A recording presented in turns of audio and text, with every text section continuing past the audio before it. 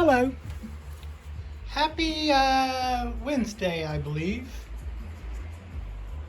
Frida Darcy and Patricia O'Connor here, and we are enjoying a day. It looks a little smoky, but I think that is dust. The guys have been down there going at it with all kind of construction equipment, and I've been hearing the leaf blowers where they're blowing off the sidewalk, so it's like, yuck. Don't want to close the windows because it'll be 100 bazillion degrees, and don't want to leave the windows open because it's like super dusty out there. But it's better now. Still looks a little smoky, but it's better now. You can see off in the distance a boat mast. That's the boat dock, just on the other side of that building, just past that third tree back. Between us and the tree on the horizon, there's a boat mast. That's how close we are to a place where you can launch your sailboat or tie it to the dock. And it's getting real close. I think in a couple of days, like Friday or so, I'll probably do live. You know, I don't really have the tripod set up to set this camera up high enough, like shoulder height or something, to do an over the shoulder. So what I'll probably do is I have a button on my YouTube creator thing that says go live. And, you know, I never really kind of wanted to punch it because I was nervous that it wouldn't actually go live, but that you would just be standing there talking to your computer like an idiot without going live because you have to do other stuff. Or versus that, and you punch it and then all of a sudden you're broadcasting all over Hell's Half Acre and you weren't ready or something. So anyway, figured all that out already, I think. And I'll probably just flip my laptop around and push the go live button and repot that little guy on Friday. Last, I was going through some photos, and February 7th, no, got that backwards. February 1st is when I repotted that Cork Bark Oak. And February 7th is when I met Frida Darcy. I met her at the, she was running the Oakland Animal Rescue at the time, and I swung by there and said, hop in, let's go, and she pretty much did, and we did. But wait, Patricia, you live in a one-bedroom flat. How do you repot those big-ass, fine-ass trees? Well, thank you for asking, timely and courteous passerby who then suddenly disappeared. You have to think about that. It's true, I do just live in a one-bedroom flat, so when it comes to repotting stuff like this, now it would be possible. I do have a wagon. It would be possible to take these downstairs, and y'all seen the courtyard area. I could even drag a bonsai table on some nice day and go down there next to the water or something. But no, we're set up to where we can do this inside. But you have to have a system. So this is what this is really about. It was all just kind of a little sneaky thing to show off stuff. These are stainless tools. I am less reverent about my stainless tools. These are my first tools. These are my little Japanese tools. It was the kit I got started with. I think I've got some pliers, some wire cutters, some angle cutters, some tweezers, and I have one of those sickles that you unpot with, and I also have the turntable. This table is, I love that little table. It's a little handmade primitive table. It's kind of third world.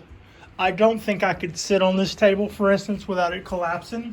So it'll hold the oaks, it'll hold my heavy trees, but I wouldn't go too much more than say my cork bark oak with that. And a lot of times, because of the proximity of the door and just where this is sitting, this does make a nice place to sit something. Like the other day when I did some more wiring on that oak, whenever I say I'm going to bring in my oak, I usually bring them to right here. This, okay, the table underneath was free. The display table, also free. And I'm not saying a really close and cool person said, here. This apartment gives up the coolest stuff. It's like if you say that you don't have any room for anything, all of a sudden great stuff starts showing up in the free furniture area, which is different than the dumpster. They've got an area here where if you're moving in or out and you're setting something off to the side that you don't have room for, but it doesn't belong in the dumpster, you put it there. And if it's there over 3 days, the guys who sell stuff at the dollar marts know to come troll us. But anyway, that little display table was, which I love, I would have bought that at an antique shop because if it's patina, it's old construction and it's a great display table. Anyway, stop bragging about how you get stuff for free. This is where I keep some of my other stuff. This is my little rake. And I have some other things to peel back bark and to clean back bark. And this is my little saw. And those are my 2 hemp brushes. One of those came from Ryan at Mirai. And the other one came from an Asian drugstore in Berkeley.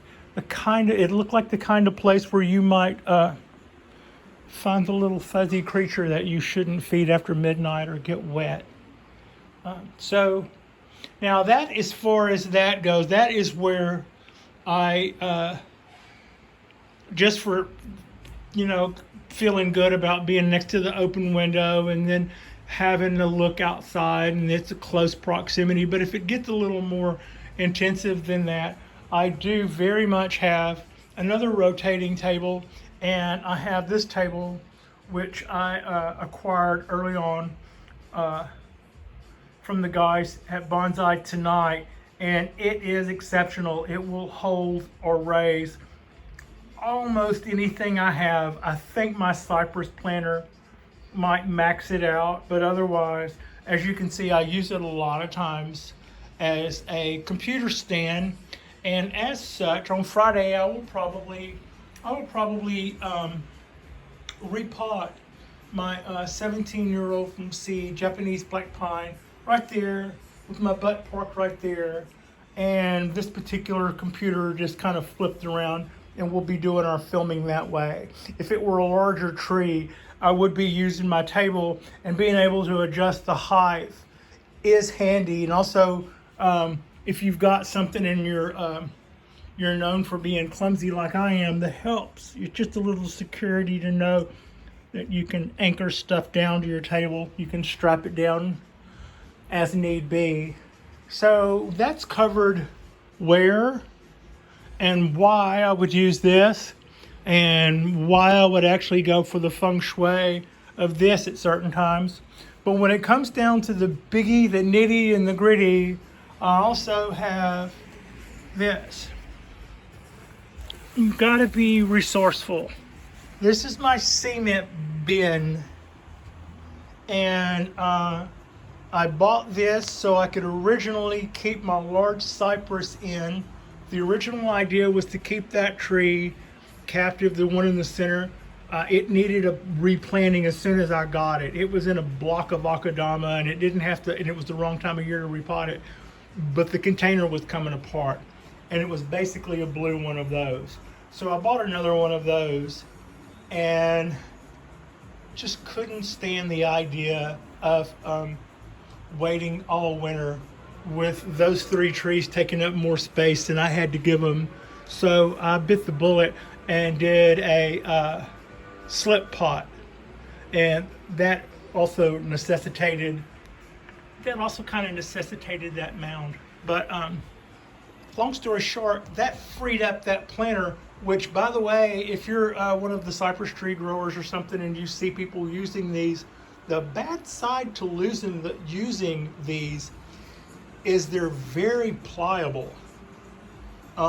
It's great for repotting. I can set that basin right here on top of the table and then set a large tree in it and just have at it.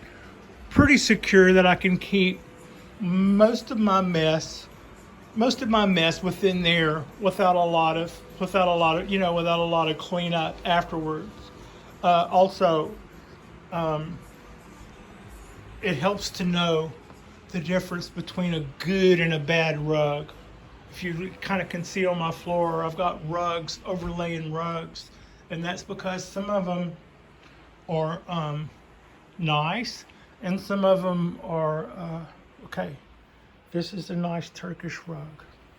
This is a nice Turkish rug. This was also made in Turkey, but on a machine with dyed nylon thread that is akin to fishing wire. It's no less pretty, but if you're going to do something messy, do it on this one, not on this one. That's just kind of a rule of thumb. Oh, by the way, that's also a really, really old rug, but it's not an expensive old rug. This was like some 100-year-old civic building or something where there would have been a mile of this stuff, and they cut it up into 40-foot squares and sell it as a 100-year-old rug. You're not getting a high-quality rug, but you're not paying for a high-quality rug. In this case, I'm getting something that is good for heavy traffic, and that's kind of how you survive. You can do some kind of a mixture of tasteful and a mixture of faux on top of that to protect some of the tasteful, is why I'm telling you about fake and real rugs. And as far as that, this all kind of also goes back to my lessons earlier about my not being able to take large seed planters and put trees in to recover, like in moss and stuff, because this is my home, and everything has to be able to look to some extent display quality. I mean, sure, if I had company coming over, if you guys were actually coming over, I'd probably rake that PVC I'm hanging on to for no apparent reason out of sight. But yeah, my space has to be, you can't just throw your eyes at any one thing and go, what the hell is she thinking? I mean, I can tell you that I'm crazy, but I don't really want to show you, So, and where you store stuff has to be a bit of an issue. You can see where I've got some leftover materials from a DIY, an ill-fated DIY attempt, but I've got like $50 worth of PVC there. We're not going to toss that. Those are my my 3 foot. Get it right, Pat. Those are my 4 foot fluorescents.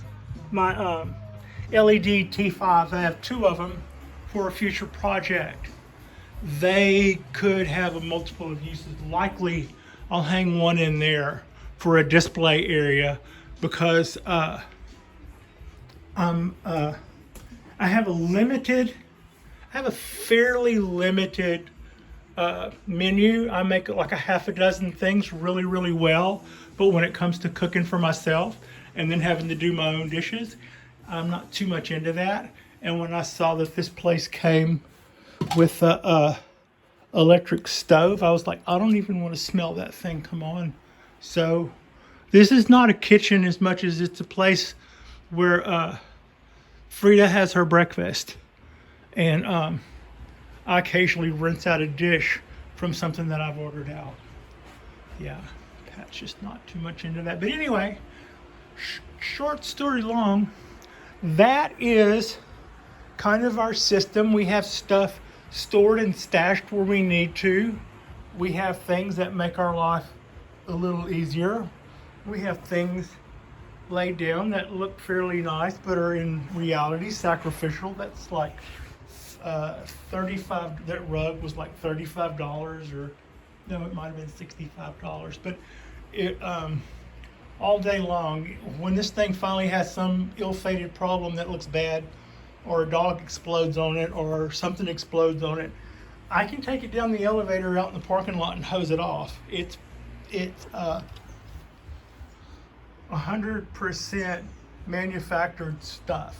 So it's that's the thing that you can pour akadama on, or if you start carrying a plant in and it's still dripping water, you haven't really wrecked anything. In fact, probably brush that out if I would. So yeah, that's our day today, what we've got going on.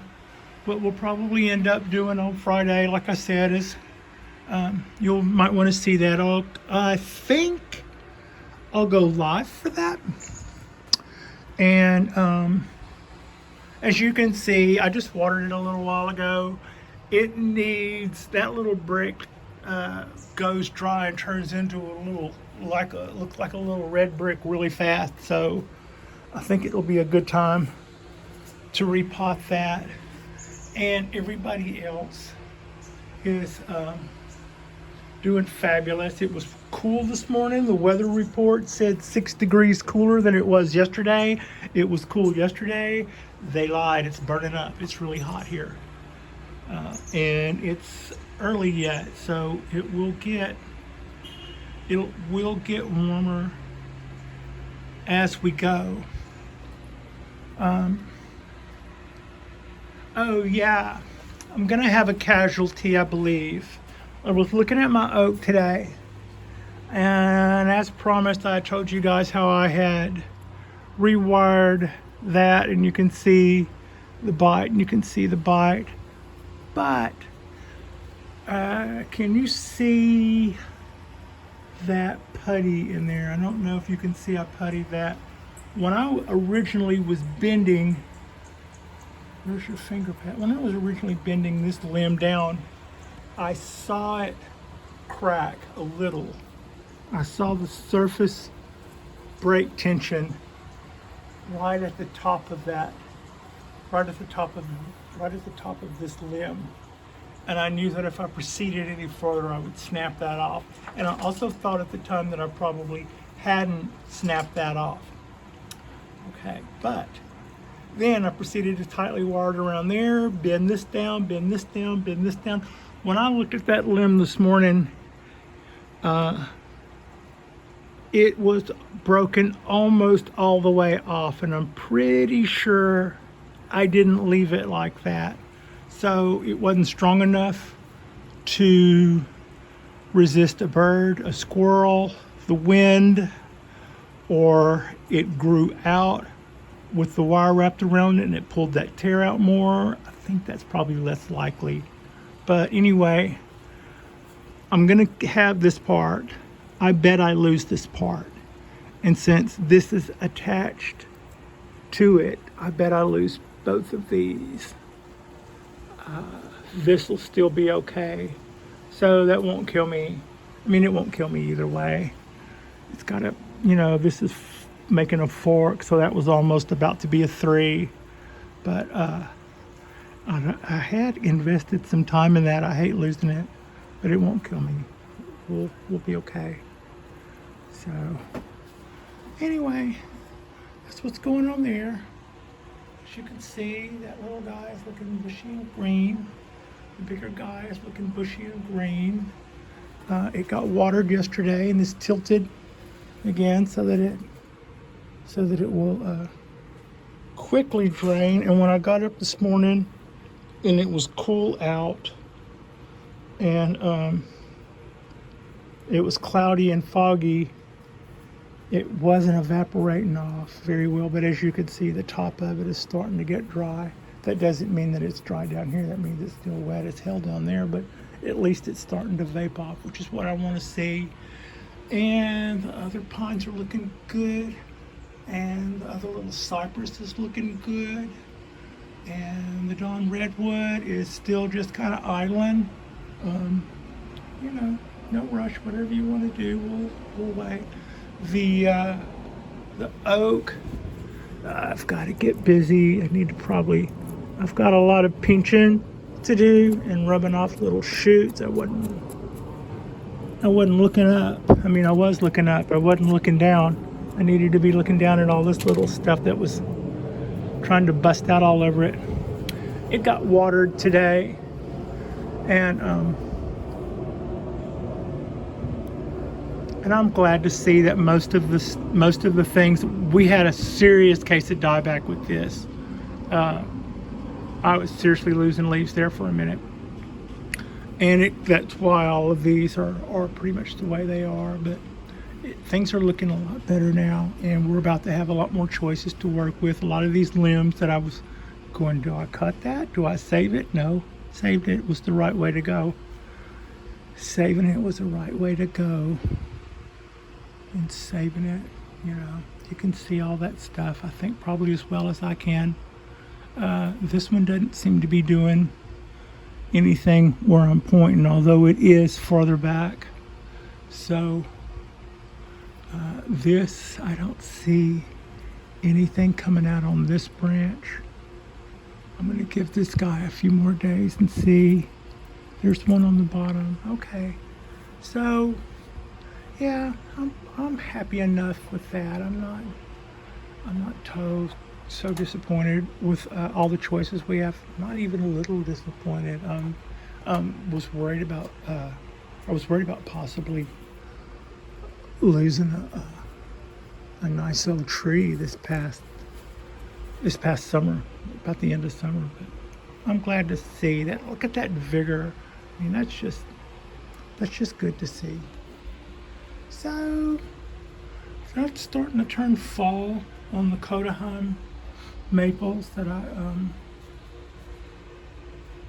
those are 18 Kodaheim maples. The Wisterias are still looking nice. Those are Japanese Wisterias. The Chinese Wisteria is just starting to yellow a little, probably a month and a half behind the Japanese variety. The cypress trees, they're just doing that beautiful thing they do. You guys just hang out and be pretty, What a nice gig, right? Just hang out and be beautiful. Look at that. I cut off something that was a third taller than that a month and a half ago, and it's like that cut was a month and a half ago, and that's about the difference in what I've done versus what we have. So it's almost there. I think all of this will be okay. I have to worry about the very top of it because we are rolling into, in theory, we're rolling into winter here eventually. You wouldn't know that to look at it today. I would say that probably people are starting to look at the pool and make eyes that way. It's getting that warm. So that's kind of what I've done there for storage. I've got my soil stash there, and the hamper I still keep some organic fertilizer and some moss and a bag of moss, and that's got us today.